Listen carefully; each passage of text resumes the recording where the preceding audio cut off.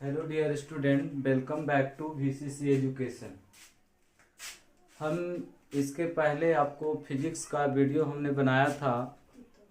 उसमें आपको बहुत सारी हम बातों को बताया था कि प्रकाश के परावर्तन में आप मेरा प्रीवियस वीडियो को जब देखिएगा तो क्लास 10th में आपको हमने बताया था कि दर्पण क्या है, दर्पण कितने प्रकार के होते हैं। उसके बाद हमने बताया था कि दर्पण में कौन कौन से प्रकार के आते हैं, दर्पण में क्या क्या होता है, प्रतिबिंब कैसे बनता है। उसके बाद हमने बताया था आपको इसके बारे में, परावर्तन के बारे में कि परावर्तन कैसे होता है, परावर्तन के कितने गुण होते हैं, बिना परावर्तन के हम कोई वस्तु को नहीं देख सकते हैं। यानी अनेक तरह की हम बातों को इसके बारे में हमने बताया था। आज जो मेरा इसका वीडियो है, इसका जो हम पार्ट आगे जो बना रहे हैं, इसमें आपको हम जो बताएंगे उसमें आज कोशिश करिएगा समझने के लिए। आज इसमें आपको कुछ दर्पण के बारे में बताएंगे, दर्पण में कहाँ पे क्या चीज को हम रखेंगे, प्रतिबिंब उसका इमेज कैसा बनेगा।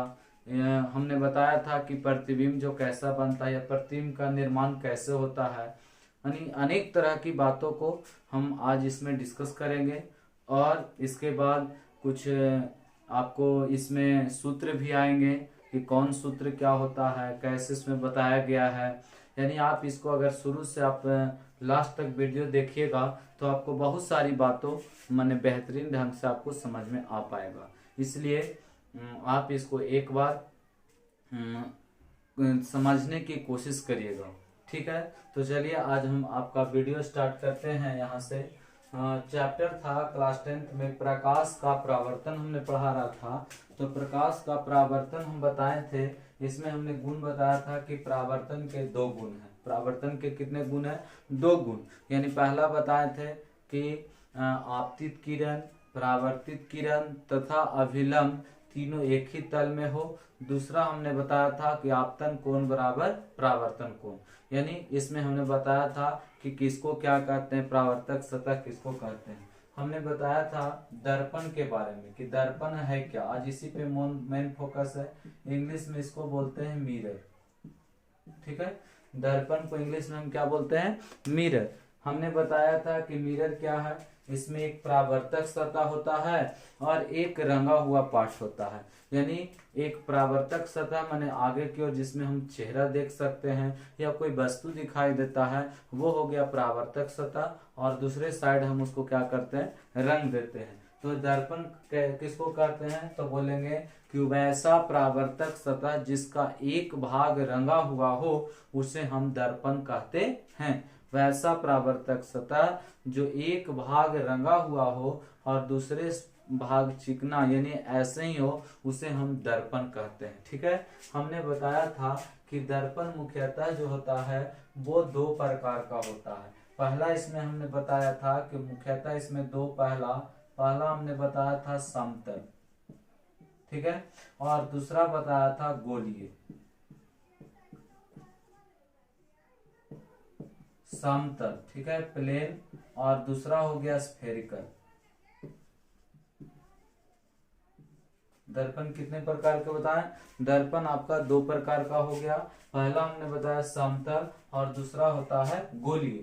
समतल वह हो गया जो परावर्तक सतह मतलब क्या हो, प्लेन हो। नाम ही पड़ रहा है प्लेन, यानी जिसका प्लेन होता हो उसे हम समतल कहते हैं। जैसे इसमें रहेगा कैसे, मान लिया जाए कि कोई दर्पण है, मान लिया जाए कि इसका यहाँ पे ऐसे चिकना रहेगा, तो यह जो कहलाया, यह कहलाया समतल। या कभी कभी ऐसे भी हो सकता है। तो ऐसे का मतलब ये हो गया रंगा हुआ भाग, ठीक है। तो और परावर्तक सतह मेरा कौन हो गया? ऊपर वाला। तो ऐसे दर्पण को हम क्या कहते हैं? समतल दर्पण कहते हैं। क्या कहते हैं? समतल दर्पण। समतल दर्पण किसको कहते हैं? तो जिसका एक माने चिकना हो, एक तरफ प्लेन हो और दूसरे तरफ उसका रंगा हुआ पार्ट हो, उसको हम क्या कहते हैं? समतल दर्पण कहते हैं। अब आता है गोलीय दर्पण। गोलीय दर्पण किसको कहते हैं? वह दर्पण जो किसी गोले का भाग का रूप का हो। वह दर्पण जिस कोई गोले का रूप का भाग का हो, वैसे दर्पण को क्या कहते हैं? गोलीय दर्पण कहते हैं। जैसे कोई गोला हो गया, तो गोला में क्या करेंगे? गोला को काट करके या उसको रंग करके अगर बनाया जाता हो तो उसे कहा जाता है गोलीय दर्पण। कौन दर्पण? जैसे कि मान लिया जाए, यहाँ पे मान लिया हम एक दर्पण बनाए, ये एक गोला का रूप हो गया, ठीक है। और इसको क्या किए, यहाँ से ऐसे काट करके इसको जो है इधर हम रंग दिए और यहाँ से आपको काट दिए, तो यह जो है एक गोला का रूप ले लिया, तो इसीलिए इसको कहा गया गोलीय दर्पण। यानी गोलीय दर्पण का आपका परिभाषा पूछा जाएगा कि गोलीय दर्पण किसको कहते हैं, तो बोलेंगे वह दर्पण जो किसी गोले का भाग का रूप का होता हो, वैसे दर्पण को हम क्या कहते हैं, गोलीय दर्पण कहते हैं, ठीक है। समतल दर्पण समझ में आ गया। गोलीय दर्पण, गोलीय दर्पण मुख्यतः दो प्रकार के होते हैं। गोलीय दर्पण मुख्यतः कितने प्रकार के होते हैं, दो प्रकार के। कौन कौन? तो पहला जो होता है गोलीय दर्पण में, पहला इसमें आता है, गोलीय दर्पण को दो भाग में बांटा गया। पहला हो जाता है अवतल दर्पण, ठीक है। पहला जो हो जाता है वो हो जाता है अवतल दर्पण, और दूसरा जो हो जाता है वो हो जाता है उत्तल दर्पण, ठीक है। यानी गोलीय दर्पण को कितने भाग में बांटा गया, तो गोलीय दर्पण को मुख्यतः दो भाग में बांटा गया। पहला हो गया अवतल दर्पण और दूसरा हो गया आपका क्या, उत्तल दर्पण। अवतल को हम लोग इंग्लिश में कहते हैं कॉनकेव मिरर, ठीक है, और इसको हम लोग बोलते हैं कॉन्वेक्स मिरर, ठीक है। पहला हो गया, आ जाएगा कि गोलीय दर्पण को कितने भाग में बांटा गया, तो गोलीय दर्पण को दो भाग में बांटा गया। पहला मेरा हो गया अवतल दर्पण और दूसरा हो गया उत्तल दर्पण। अब सवाल आता है कि अवतल दर्पण किसको कहते हैं और उत्तल दर्पण किसको कहते हैं। सबसे पहले तो आपसे पूछा गोलीय दर्पण क्या है, तो कहेंगे कि गोले के जो भाग के रूप का जो बनाया जाता है दर्पण, वैसे दर्पण को हम क्या कहते हैं, गोलीय दर्पण कहते हैं। जो गोले के रूप का बनाया जाता हो वैसे दर्पण को हम क्या कहते हैं, गोलीय दर्पण कहते हैं। गोलीय दर्पण मुख्यतः दो प्रकार के होते हैं। पहला होता है अवतल दर्पण और दूसरा होता है उत्तल दर्पण। अवतल दर्पण किसको कहते हैं, इसका दूसरा नाम भी है और इसका भी दूसरा नाम है। सबसे पहले कहते हैं किसको है, अवतल दर्पण वह कहते हैं वैसा दर्पण, वैसा गोलीय दर्पण, क्योंकि गोले का रूप का है, वैसा गोलीय दर्पण जिसका परावर्तक सतह अंदर की ओर धंसा हुआ हो। वैसा परावर्तक सतह जिसका वैसा गोलीय दर्पण जिसका परावर्तक सतह अंदर की ओर धंसा हुआ हो, इसको हम अवतल दर्पण कहते हैं। जैसे फिगर में आ जाए कि कौन दर्पण है, तो इसमें आपका बनाए हम, यहाँ पे इसको हम रंग दिए, तो यहाँ वाला जो पार्ट ये आपका ये वाला कहला गया, इधर जो है ये कहलाता है कॉनकेव मिरर, यानी इसको हम लोग बोलते हैं अवतल दर्पण। कौन दर्पण कहते हैं, अवतल दर्पण। यानी आपको एग्जाम में आ जाए कि अवतल दर्पण किसे कहते हैं, तो आपको बताना होगा कि वह गोलीय दर्पण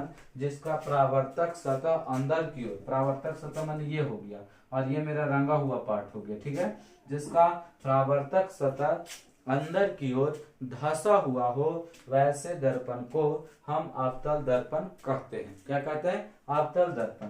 अवतल दर्पण को अपसारी के भी नाम से जानते हैं, बताएंगे बाद में क्यों कहा जाता है। सबसे पहले जान लीजिए अवतल दर्पण किसे कहते हैं, तो वह गोलीय दर्पण जिसका परावर्तक सतह अंदर की ओर धंसा हुआ हो, वैसे दर्पण को अवतल दर्पण कहते हैं। अब है उत्तल दर्पण। उत्तल दर्पण किसको कहते हैं, तो वैसा गोलीय दर्पण जिसका परावर्तक सतह उठा हुआ हो, यानी ऊ से हो गया उठल, याद रखिएगा, जिसका परावर्तक सतह उठल हो यानी उठा हुआ हो, यानी इसका कैसे होगा, ऐसे होगा, अंदर की ओर रंगा हुआ रहेगा, ये आपका परावर्तक सतह हो गया, ठीक है। ये मेरा हो गया परावर्तक सतह और ये मेरा रंगा हुआ पार्ट हो गया, तो ये आपको कहलाता है उत्तल दर्पण, ठीक है। समझ में आ गया वो बात कि अवतल दर्पण किसको कहते हैं, तो अवतल दर्पण जिसका परावर्तक सतह अंदर की ओर धंसा हुआ हो, उसे हम क्या कहते हैं, तो उसे हम कहते हैं क्या, उसे हम कहते हैं अवतल दर्पण, और जिसका परावर्तक सतह उठा हुआ हो उसको कहते हैं उत्तल दर्पण। इसका प्रयोग भी आ जाता है कि समतल का प्रयोग कहाँ है, अवतल का प्रयोग कहाँ है, उत्तल का प्रयोग कहाँ है, तो जान लीजिए आपतल समतल का प्रयोग जो है हम लोग क्या करते हैं, अपना चेहरा को देखने में करते हैं। यानी यह जो होता है थोड़ा मतलब कहने का अर्थ यह हुआ कि सस्ता होता है, तो इसको हम कह सकते हैं अपना चेहरा देखने में, घरेलू सामान के उपयोग में यह होता है समतल दर्पण। आपतल दर्पण का प्रयोग कहाँ करते हैं, तो आपतल दर्पण का उपयोग करते हैं हजामती दर्पण बनाने में। जैसे जो बड़े बड़े सैलून होते हैं वहां पे बड़े अट्रैक्टिव माने लगाने के लिए वहां पे लगाया जाता है, क्योंकि आपतल दर्पण का एक खूबी है कि किसी भी मतलब इमेज को बोल्ड और मतलब जो है बड़ा करके दिखाता है, इसीलिए इसका उपयोग किया जाता है। और इसका उपयोग है गाड़ी के हेडलाइट में इसका प्रयोग किया जाता है आपतल दर्पण का। और प्रयोग है इसका सोलर कुकर में किया जाता है, यानी अनेक। उसके बाद आता है उत्तल दर्पण। उत्तल दर्पण का उपयोग गाड़ी के साइड मिरर यानी चालक जहां चलाती है बगल में होता है। क्यों लगाया जाता है, इसका भी कारण आता है कि उत्तल दर्पण का उपयोग साइड मिरर के रूप में क्यों किया जाता है। तो साइड मिरर में करना, साइड मतलब होता है बगल, मिरर मन हो गया दर्पण, यानी बगल के दर्पण में इसका क्यों किया जाता है। पहले तो हम प्रयोग बता रहे हैं कि उत्तल दर्पण का प्रयोग क्या होता है। तो उत्तल दर्पण का प्रयोग तो पहला बता दिए कि गाड़ी के साइड मिरर में होता है। दूसरा हो गया सोलर कुकर में भी होता है। सोलर कुकर में कहोगे सर दोनों होता है, लेकिन अब नियम में कहाँ कैसे होता है, जो दोनों के बारे में बताएंगे। तब क्या होता है, इसका खूबी यह है कि प्रतिबिंब को यह वास्तविक और इससे उल्टा बनता है। वास्तविक और उल्टा बनने के कारण छोटा भी होता है। इसके कारण क्या होता है कि पीछे जो है मुड़ने नहीं पड़ता है चालक को, और उसका इमेज बन जाता है, जिससे दुर्घटना होने से बार बार अगर हम पीछे देखेंगे तो आगे से हमको दुर्घटना हो सकती है। इसीलिए इससे बचाने के लिए गाड़ी के साइड में शीशा लगाया जाता है। वह दर्पण कौन सा रहता है, तो उत्तल दर्पण रहता है, याद रखिएगा। ठीक है, अवतल दर्पण का एक दो गो प्रयोग आपको आ जाएगा, उत्तल दर्पण का एक आध दो गो प्रयोग आ जाएगा, तो आप आसानी से लिख सकते हैं। ठीक है, अब अवतल उत्तल दर्पण के बारे में जब चर्चा कर चुके, इसमें और बहुत सारे सवाल आते हैं कि अवतल दर्पण में कैसा प्रतिबिंब बनता है, उत्तल दर्पण में कैसा। काहे कि प्रतिबिंब के बारे में हम प्रीवियस वीडियो में बताए थे कि प्रतिबिंब का निर्माण तभी होता है जब तक उस पे क्या हो, परावर्तन का गुण लागू नहीं हो, नहीं तो वह प्रतिबिंब नहीं बनेगा। हम क्या कहे थे प्रीवियस वीडियो में, हम आपको बताए थे, जो बच्चे मेरे प्रीवियस वीडियो को नहीं देखे हैं वो गौर करके जरूर देखिएगा, उसमें समझ में आपको आ जाएगा। फिजिक्स में हमने बहुत अच्छे से बताया था उसमें कि प्रतिबिंब का निर्माण तभी होता है जब परावर्तन होता है। बिना परावर्तन के हम न कोई वस्तु को देख सकते हैं और न उसको हम है जो कि देख तो नहीं सकते हैं, न कभी उसका प्रतिबिंब बन सकता। तो प्रतिबिंब अब कैसे बनता है, वो अवतल दर्पण में कैसा प्रतिबिंब बनता है, उत्तल दर्पण में कैसा बनता है, अवतल दर्पण में क्या क्या होता है, उत्तल दर्पण में क्या क्या होता है, इन सारी बातों को आप समझने की कोशिश कीजिएगा। फिगर में आ जाए कि कौन अवतल है, तो याद रखिएगा जिसका परावर्तक सद अगर अंदर की हो कैसे फिगर दे दे, ये नहीं कि फिगर हम ऐसे बता रहे हैं तो ये आप नहीं समझ में आएगा। ये आपका हो गया, क्या हो गया, ये आपका हो गया उत्तल, और ये आपका क्या हो गया, अवतल। समझ में आ रही बात। तो ये आपको किसी भी प्रकार से दे दिया जाए, आप कोशिश करिएगा कि हम क्या करें, परावर्तक सतह को पहले पकड़ लें कि कहाँ है, और समतल तो क्या होता है, तो ऐसे ही आपको समझ में आ जाएगा। अब प्रतिबिंब हमने बताया था कि प्रतिबिंब का निर्माण कैसे होता है, तो हमने बताया था कि जब प्रकाश की किरण किसी दर्पण से टकराने के बाद वह जो है किसी वस्तु पर पड़ती है या पड़ते हुए प्रतीत होती है, और वहां पे जो इमेज बनता है, वहां पे जो प्रतिबिंब बनता है, उसी को हम प्रतिबिंब कहते हैं। जैसे कि मान ले मेरे पास ये मार्कर है, अब इसका प्रतिबिंब कैसे बनेगा, तो मान लिया जाए कि मेरा रोशनी है, रोशनी यहाँ से जल रही है, यहाँ पे लाइट आया, इसका प्रतिबिंब यहाँ से टकराया, टकराने के फलस्वरूप इसका इमेज बना, यानी प्रतिबिंब बना। ठीक है, तो प्रतिबिंब हमने बताया था कि प्रतिबिंब मुख्यतः दो प्रकार का होता है। प्रतिबिंब मुख्यतः कितने प्रकार का, दो प्रकार का होता है। पहला हमने बताया था वास्तविक प्रतिबिंब, और दूसरा बताया था काल्पनिक। पहला बताया था वास्तविक यानी रियल इमेज, और दूसरा बताए थे वर्चुअल। वर्चुअल का मतलब हो गया आभासी या काल्पनिक, यानी इसी को हम लोग कहते हैं। वास्तविक प्रतिबिंब किस में बनता है, काल्पनिक किसको कहते हैं? वास्तविक के मतलब जो वास्तविक घटांश से मिलकर बनता हो, और आभासी के मतलब जिसको सिर्फ है जो कि कल्पना करके बनाया जाता हो, उसे हम आभासी कहते हैं। कभी कभी एग्जाम में ये भी आ जाता है कि वास्तविक प्रतिबिंब और काल्पनिक प्रतिबिंब में अंतर बताएं। तो हम इसको प्रीवियस वीडियो में बताए थे कि वास्तविक प्रतिबिंब को पर्दे पर उतारा जा सकता है। वास्तविक प्रतिबिंब हमेशा क्या होता है? उल्टा होता है। वास्तविक प्रतिबिंब जो क्या होता है, यह जो होता है, यह वास्तविक प्रतिबिंब सिर्फ जो होता है अवतल दर्पण में बनता है। ठीक है। उसके बाद हमने बताया था काल्पनिक प्रतिबिंब अवतल में भी बनता है और उत्तल में भी बनता है, कंडीशन अलग अलग होते हैं। उसके बाद बताए थे यह काल्पनिक घटानों से मिलकर नहीं बनता है। काल्पनिक प्रतिबिंब को हम पर्दे पर उतार नहीं सकते, यानी ये आपका डिफरेंस भी कभी कभी पूछे जाते हैं, यानी जिसको हम लोग बोलते हैं अंतर आ जाएगा। तो प्रतिबिंब अभी किसमें कैसा होता है, अवतल में क्या होता है? तो अवतल में जो प्रतिबिंब बनते हैं, ध्यान से समझिएगा, अवतल में जो है दोनों प्रकार के प्रतिबिंब बनते हैं। ठीक है। अवतल में दोनों प्रकार के बनते हैं, वास्तविक भी बनते हैं और काल्पनिक भी बनते हैं।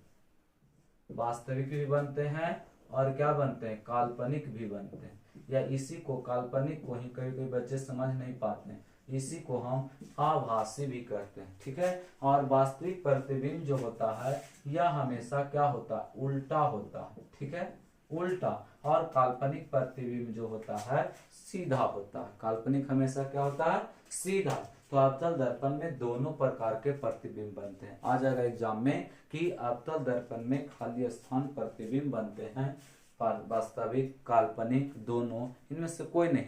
तो आपको जवाब देना होगा वास्तविक और काल्पनिक या आभासी दोनों प्रकार के बनते हैं। ठीक है। उसके बाद है उत्तल दर्पण। उत्तल दर्पण में सिर्फ जो होता है प्रतिबिंब जो बनता है वह बनता है काल्पनिक।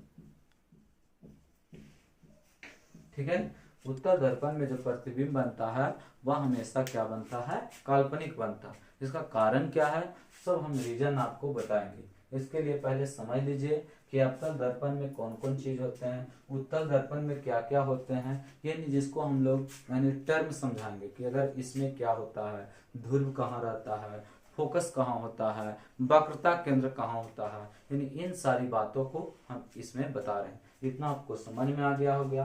आप जो है अगर समझ में नहीं आता है तो वीडियो क्या करें, बैक करके देखें, उसमें अच्छा से समझ में आएगा। कोशिश करिए, आप किताब बगल में रखिए और उससे कोशिश करने की, समझने की कोशिश करिए कि हाँ हमें कहाँ प्रॉब्लम हो रही है, तब आपको अच्छे से समझ में आएगा। ठीक है। तो हम इतनी सारी बातों को बताया, समतल, गोलीय। अब इसमें आता है कि अवतल दर्पण में क्या क्या चीज होता है। अवतल दर्पण का हम पहचान बता दिए। अब इसमें बहुत सारे टर्म आपको एग्जाम में पूछा जाता है। ठीक है। जैसे अब यहाँ पे देखिएगा,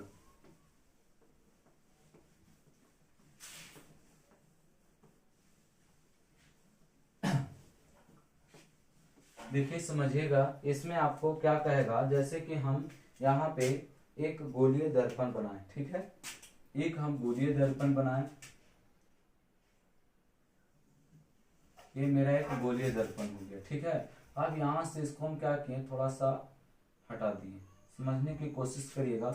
और इसको हम क्या किए, रंग दिए। आपको समझ में आ गया कौन दर्पण हमने बनाया।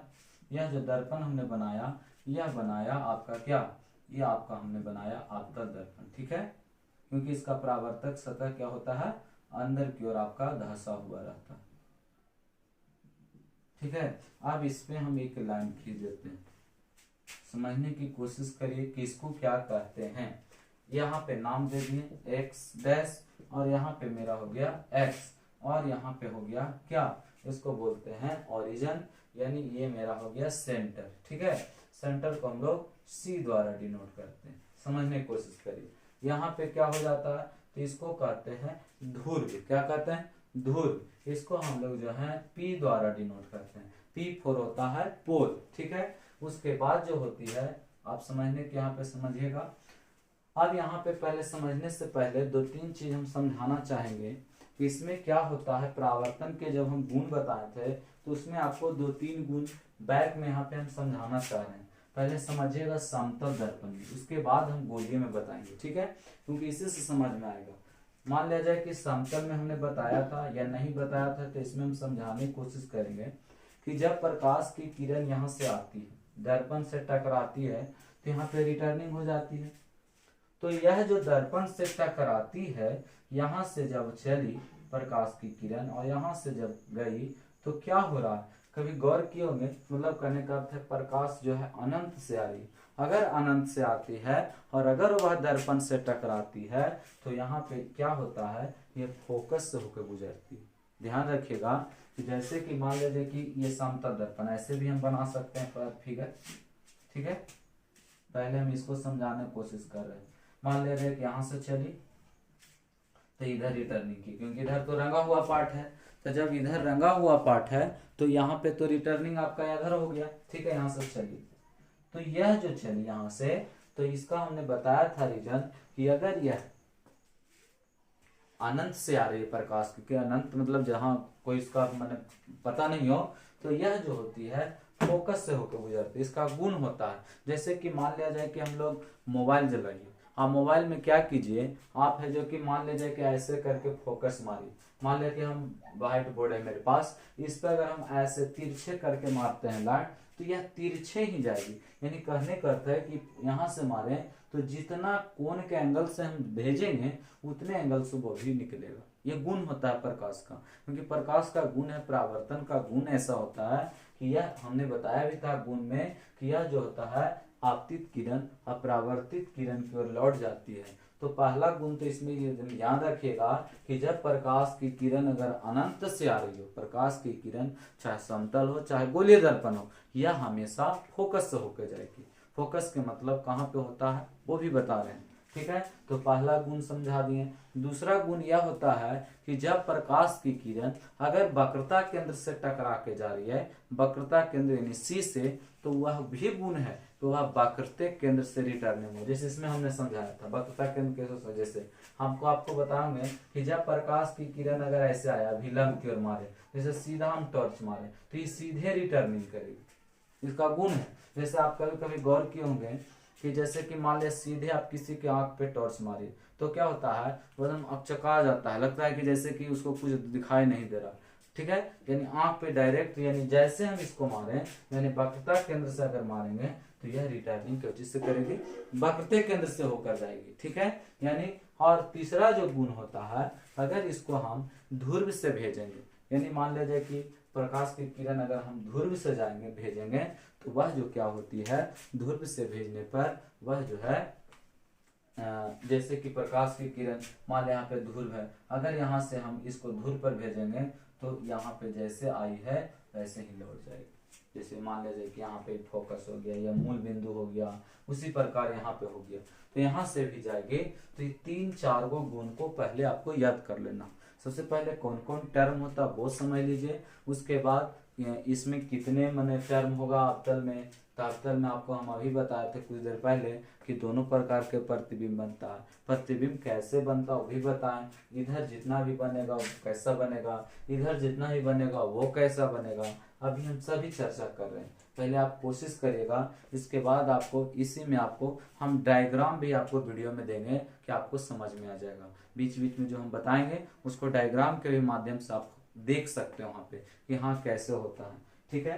तो सबसे पहले समझने की कोशिश कीजिएगा, वो हम तीनों जो है नियम को हम लिखेंगे, क्या क्या किसको क्या कहते हैं, ध्यान दीजिएगा। हमने अभी बताया ये मेरा हो गया दर्पण, कौन दर्पण हो गया, तो यह हो गया गोलीय दर्पण में, और बाहर बाहर रख दिए और अंदर परावर्तक सतह है, तो यह मेरा जो हो गया यह हो गया अवतल दर्पण।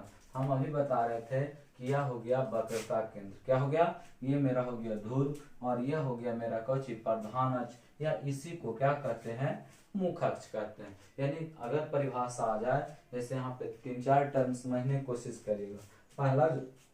पहला जो होता है वो होता है ध्रुव, इंग्लिश में इसको बोलते हैं पोल, ठीक है। दूसरा होता है वक्रता केंद्र, इंग्लिश में इसको बोलते हैं सेंटर ऑफ कर्वेचर।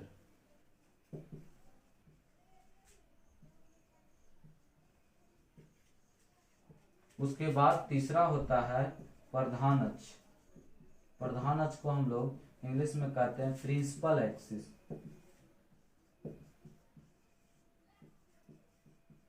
ठीक है। उसके बाद होता है फोकस, फोकस दूरी, फोकल लेंथ। चौथा होता है, पांचवा, मुख्य फोकस। ठीक है, क्या होता है? मुख्य फोकस। पहला जो हमने बताया वह बताया धुर, क्या बताया? धुर। दूसरा आपको जो हमने बताया वह बताया वक्रता केंद्र, क्या बताया? वक्रता केंद्र बताया। फिर क्या बताया? प्रधान अक्ष, फोकस दूरी, मुख्य फोकस, और इसमें क्या होते हैं वो समझने की कोशिश कीजिए। ठीक है, उसके बाद और भी होते हैं, पहले इतना समझने की कोशिश कीजिए कि क्या होता है। फिर इसमें होता है अपर्चर। अपर्चर मतलब इसमें जो होते हैं कि कितना इसमें साइज बनेगा वो भी होगा, पहले समझिए। ध्रुव कहते हैं, पहले यहाँ से आइए, वक्रता केंद्र क्या होता है, यानी सी से इसको डिनोट करते हैं। ध्रुव किसको क्या होता है? ध्रुव को हम लोग पी द्वारा डिनोट करते हैं। प्रधान अक्ष को हम लोग क्या करते हैं? एक्स डैश और एक्स से करते हैं। ठीक है, अब यहाँ से यहाँ तक को क्या होता है, जैसे कि मान लिया जाए कि तो सी हो गया। उसके बाद यहाँ से यहाँ तक को एक दूरी होता है यहाँ पे, इसको हम लोग एफ कहते हैं, फोकस कहते हैं। ठीक है, फोकस होता है। अब उसके बाद कैसे होगा? मुख्य फोकस किसको कहते हैं, कहाँ तक होता है वो भी समझिएगा। फिर वक्रता त्रिज्या भी यहाँ पे आएगा। पहले ये चारों चीज समझिएगा। तो वक्रता केंद्र किसको कहते हैं? तो कहेंगे गोले के जो गोलीय दर्पण है, गोलीय दर्पण के जो मूल बिंदु होता है उसी को हम लोग क्या कहते हैं? वक्रता केंद्र कहते हैं। जैसे कि मान लिया मेरा ये गोलीय दर्पण है, गोलीय दर्पण में जो मूल बिंदु है, ठीक है, क्या है? मूल बिंदु है। तो गोलीय दर्पण के जो मुख्य भाग होता है उसी को हम क्या करते हैं? वक्रता केंद्र करते हैं। समझने की कोशिश कीजिएगा कि गोलीय दर्पण है, गोलीय दर्पण के मुख्य बिंदु को वक्रता केंद्र कहते हैं। इसको हम लोग सी द्वारा डिनोट करते हैं। आएगा कि एग्जाम में वक्रता केंद्र को किस द्वारा डिनोट करते हैं? तो सी द्वारा करते हैं। उसके बाद आता है ध्रुव। क्या होता है? ध्रुव। तो इसको ऐसे ही बोलेंगे कि प्रधान अक्ष को मिलाने वाली रेखा दर्पण में जिस बिंदु पर मिलती है उसे हम ध्रुव कहते हैं, या इसका और भी नाम है। कैसे कहेंगे? जैसे कि मान लिया जाए कि दर्पण है, दर्पण के मुख्य बिंदु को जहां मध्य भाग हो उसी को, जैसे देखिए ये दर्पण हो गया, तो दर्पण में ई नहीं, ये तो गोलीय हो गया। जैसे ये अवतल दर्पण हो गया, तो अवतल दर्पण में जैसे कि हम यहाँ पे लिखे तो यहाँ पे मध्य भाग हो गया, तो मध्य भाग ये वाला को, जैसे ये वाला हो गया मुख्य बिंदु यानी दर्पण में, तो दर्पण के मध्य भाग को हम लोग ध्रुव भी कहते हैं। और भी डिफिनेशन होता है। ध्रुव को हम लोग पी द्वारा डिनोट करते हैं। क्या द्वारा करते हैं? पी द्वारा। उसके बाद होता है फोकस, मुख्य फोकस। ठीक है, उसके बाद फोकस दूरी होता है। तो देखिएगा यहां से यहां तक को, ठीक है, यहां से यहां तक को हम लोग क्या कहते हैं? वक्रता त्रिज्या कहते हैं। क्या कहते हैं? वक्रता त्रिज्या कहते हैं। वक्रता त्रिज्या किसको कहेंगे? आ जाएगा एग्जाम में, तो कहेंगे वक्रता केंद्र और ध्रुव के बीच मिलाने वाली रेखा को वक्रता त्रिज्या कहते हैं। फिर से समझिएगा, ध्रुव हो गया मेरा पी, ध्रुव का भी डिफिनेशन हमने दिया, वक्रता केंद्र का दिया कि ध्रुव और फोकस के बीच, सॉरी, ध्रुव और वक्रता केंद्र के बीच मिलाने वाली रेखा को वक्रता त्रिज्या कहते हैं। उसके बाद आएगा फोकस, मुख्य फोकस दूरी किसको कहते हैं? तो फोकस दूरी किसको कहते हैं? तो कहेंगे ध्रुव और मुख्य फोकस, ध्यान दीजिएगा, ध्रुव और मुख्य फोकस के बीच की दूरी को फोकस दूरी कहते हैं। ध्यान रहेगा, जैसे मुख्य फोकस अलग है, मुख्य फोकस को हम लोग बड़ी एफ द्वारा डिनोट करते हैं और फोकस दूरी को छोटी एफ द्वारा डिनोट करते हैं। याद रहेगा, ठीक है। फिर से समझ लीजिए, जैसे कि इसमें वक्रता केंद्र भी बता दिए आपको,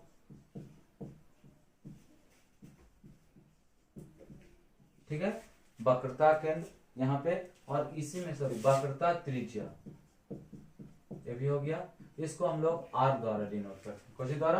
आर द्वारा। एक सूत्र भी आपको बताएंगे जो होता है F बराबर R/2, यानी फोकस दूरी जो होता है वक्रता त्रिज्या के हमेशा आधा होता है। कैसे होता है ये आपको हम एक वीडियो लेके आएंगे जिसमें सिद्ध करके दिखाएंगे कि बस सिद्ध करें कि वक्रता त्रिज्या जो होती है, मुख्य फोकस दूरी जो होती है वक्रता त्रिज्या के आधी होती है। यह कह देगा कि सिद्ध करें कि फोकस दूरी वक्रता त्रिज्या की दुगनी होती है, ऐसे भी आ जाएगा। तो अभी खाली एक सूत्र जान लीजिए, इस सूत्र जो है हमेशा इंपॉर्टेंट है, इस पे आपको एग्जाम में आएगा। F बराबर R/2 या ऐसे भी होता है R बराबर 2F। इसको हम एक अलग वीडियो बनाएंगे क्योंकि थोड़ा सा उसको समझाने के लिए अलग से टाइम देना होगा, ठीक है। हम बारी बारी से सभी को बताएंगे, पहले समझ लीजिए। उसके बाद ये हो गया, यानी वक्रता केंद्र और ध्रुव के बीच मिलाने वाली रेखा को वक्रता, और यहाँ से यहाँ तक के दूरी को फोकस दूरी कहते हैं, ठीक है। यानी ध्रुव और मुख्य फोकस के बीच की दूरी को क्या कहते हैं, फोकस दूरी कहते हैं। तो समझ में आया क्या क्या हमने बोला। आप आ जाएगा सबसे पहला प्रधान अक्ष किसे कहते हैं, तो कहेंगे कि गोलीय दर्पण में जो दर्पण के समांतर खींची गई रेखा, जैसे रेखा खींचा गया उसी को प्रधान अक्ष या मुख्य अक्ष कहते हैं, ठीक है। अब बताइए इसको कुछ डिनोट करते हैं, इसको डिनोट करने के लिए एक्स डैश और एक्स होता है, हो गया मेरा प्रधान अक्ष। वक्रता केंद्र किसको कहें, गोलीय दर्पण में जो जिसको हम लोग क्या बोलते हैं केंद्र, जैसे कोई गोला बना, गोला में कोई केंद्र होता है, तो गोलीय दर्पण में जो मुख्य बिंदु होता है उसी को हम क्या कहते हैं, वक्रता केंद्र कहते हैं। उसके बाद क्या कहें, ध्रुव, यानी दर्पण में, जैसे दर्पण हमने बनाया, ये दर्पण के मध्य भाग को हम लोग क्या कहते हैं, उसको हम लोग ध्रुव कहते हैं। ध्रुव को हम लोग P द्वारा डिनोट करते हैं, वक्रता केंद्र को C द्वारा। और आपका बताएं इसके बाद फोकस दूरी, पहले वक्रता त्रिज्या, तो हमने बताया ध्रुव और वक्रता केंद्र, ध्रुव और किसका, वक्रता केंद्र के बीच की दूरी को वक्रता त्रिज्या कहते हैं। उसके बाद आया कि फोकस दूरी, ठीक है। फोकस दूरी किसको कहते हैं, ध्रुव और मुख्य फोकस के बीच की दूरी, जैसे इसमें हमने बताया था कि एक फोकस होता है, एक केंद्र होता है, तो मुख्य फोकस उसी को कहते हैं। मुख्य फोकस को बड़ी एफ द्वारा और फोकस दूरी को इंग्लिश में फोकल लेंथ कहते हैं। फोकल लेंथ को हम लोग छोटी एफ द्वारा डिनोट करते हैं, ठीक है। और अवतल दर्पण में शुरू में हमें बताए थे कि अवतल दर्पण में दोनों प्रकार का प्रतिबिंब बनता है, वास्तविक भी बनता है और काल्पनिक भी बनता है। तो याद रखेगा कि अगर इधर जितना प्रतिबिंब बन जाए, इस साइड मतलब हो गया बायां, ध्यान रखिएगा, और ये साइड मेरा हो गया दायां। अगर इधर जितना भी प्रतिबिंब बने, एकदम एक तरह से ट्रिक मान लीजिए कि बायां साइड जितना भी प्रतिबिंब बन जाए, जैसे दर्पण हो गया, दर्पण के अगर बायां साइड जितना भी प्रतिबिंब बनेगा कहीं पे, तो वह प्रतिबिंब वह जो होगा वह वास्तविक और उल्टा होगा। याद रहेगा, हम अभी थोड़ा देर बाद चर्चा करेंगे इसका। यह जो होगा यह हमेशा वास्तविक और उल्टा बनेगा। वास्तविक और कैसा बनेगा, उल्टा, किधर, दर्पण के बाएं तरफ। और इधर वाला जितना भी प्रतिबिंब बनेगा यह बनेगा आभासी और सीधा। इंग्लिश में इसको बोलते हैं वर्चुअल और इरेक्ट, इसको बोलते हैं रियल एंड क्या, रियल एंड वास्तविक, और उल्टा का हम लोग अपोजिट भी बोलते हैं या वर्टिकल भी कहते हैं, उल्टा का तरफ, ठीक है। तो याद रखिएगा कि इस साइड यानी दर्पण के जिस साइड है, इसको मिटा देंगे हम समझाने के लिए सुनाए थे। तो इस साइड जितना भी प्रतिबिंब बन जाए, यहाँ बन जाए, यहाँ बन जाए, यहाँ कहीं पे भी बन जाए, तो वैसा प्रतिबिंब बनेगा। तो यह जो बनेगा वास्तविक और कैसा बनेगा, उल्टा। और यह जो है प्रतिबिंब क्या होगा, साइज के अनुसार बनेगा, इधर क्या होगा, छोटा होगा, बड़ा होगा, ये सब देखा जाएगा, ठीक है। उसके बाद इधर जितना बनेगा वह बनेगा आभासी और सीधा। तो इसमें वह कंडीशन कहाँ कहाँ होता है, कहाँ हम रखेंगे प्रतिबिंब, कैसा बनेगा, इसका जो है हम एक मतलब 5 मिनट का या 10 मिनट का आपको वीडियो के माध्यम से हम आपको डालेंगे, और उसके बाद हम उसको बताने की कोशिश करेंगे। यह पहले बता करके वो वीडियो को हम उसमें डालेंगे आपको डायग्राम के माध्यम से। खाली हम इसको पहले रफ करके बता देंगे, उसके बाद वहाँ पे आपका डायग्राम रहेगा, डायग्राम से भी आप सीख सकते हैं कि हाँ कैसे बनता है, ठीक है। तो इतना टर्म आपको समझ में आ गया होगा कि क्या क्या आज हमने आपको बताया कि ध्रुव क्या होता है, वक्रता केंद्र क्या होता है, प्रधान अक्ष क्या होता है, फोकस दूरी क्या होता है, मुख्य फोकस क्या होता है, दर्पण क्या होता है, दर्पण कितने प्रकार का होता है, प्रयोग हमने बताया। यानी कहने का अर्थ है कि आपको प्रकाश के परावर्तन में हमने बहुत सारी बातों को बताया। प्रतिबिंब में वास्तविक किधर बनेगा, काल्पनिक किधर बनेगा, सीधा किधर बनेगा, यानी अनेक बातों को चर्चा की। उसके बाद हमने बताया कि फोकस दूरी जो होता है वो वक्रता त्रिज्या के आधी होती है और वक्रता त्रिज्या फोकस दूरी की दुगनी होती है। यानी कहने का अर्थ है कि अगर मान लिया जाए कि फोकस दूरी 4 है तो वक्रता त्रिज्या आपका 8 होगा। कैसे? क्योंकि ये दोनों आपस में बराबर होता है, दोनों के बीच 4 4 तो आपका कितना हो गया 8। ये सब हम सभी सारी बातों को बताएंगे। वो एक न्यूमेरिकल भी लेकर के हम आएंगे, न्यूमेरिकल आपको 1 बाय 1 करके सिखाएंगे, क्योंकि फिजिक्स में आपका न्यूमेरिकल ही मिलेगा। ठीक है, तो आप इसको हमारे वीडियो को देखते रहिए, सब्सक्राइब करते रहिए। नहीं समझ में आए तो आप हमें कमेंट में बताएं। ठीक है, कि आपको कैसा लगा। जब हम नेक्स्ट वीडियो लेकर के आपको आएंगे तो उसमें हम आपको क्या करेंगे, उसमें आपको रे डायग्राम के बारे में बताएंगे। बहुत ही इम्पोर्टेंट एकदम है रे डायग्राम जो है, आप देखने के लिए जरूर कोशिश करिए। मेरा नेक्स्ट वीडियो जल्दी हम लेकर के आएंगे। तब तक के लिए हमारे वीडियो का इंतजार करें। Take care, see you, bye bye.